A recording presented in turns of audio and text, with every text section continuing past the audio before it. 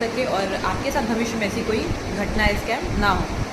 इसमें होता क्या है, जब आप किसी एटीएम के अंदर पैसे निकालने के लिए जाते हैं तो ये उसी एटीएम में होता है ज़्यादातर जहाँ पे कोई गार्ड नहीं मौजूद होते हैं।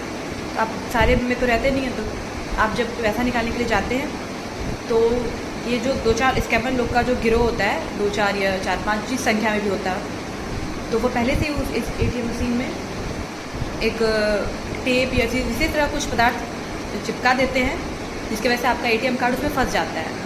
ठीक है, और वो बाहर ही खड़े रहते हैं, एक जन उसका अंदर रहता है, एक बाहर रहता है। ज़्यादातर यही होता है।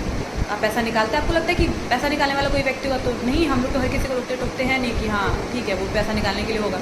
आप जब एटीएम कार्ड अपना डालते हैं तो उसमें आपके जो एटीएम कार्ड जो होता है वो मशीन में फंस जाता है, चिपक जाता है, वो आपसे निकलता नहीं है, और बहुत प्रयास के बाद भी वो नहीं निकलता है। तो फिर पीछे वाला व्यक्ति बोलता है कि लाइए मैं सहायता कर देता हूँ, और आप परेशान रहते हैं। तो उस समय तो कोई भी व्यक्ति सहायता के लिए बोलता है तो लगता है कि चलो ठीक है भाई ये कर देगा, हमारे बीच का है।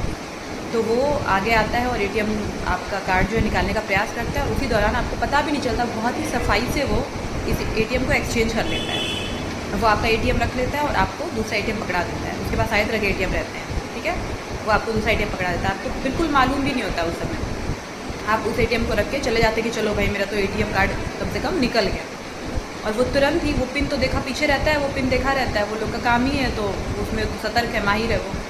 तो वो तुरंत ही आपके पास आपके अकाउंट में जितने बैलेंस होते हैं विड्रॉ कर लेता है। वो आपके पास जब मैसेज आता है तो आपको पता चलता है कि आपके साथ ये स्कैम हो चुका है। ये तो एक पहला मामला है। और दूसरा ये होता है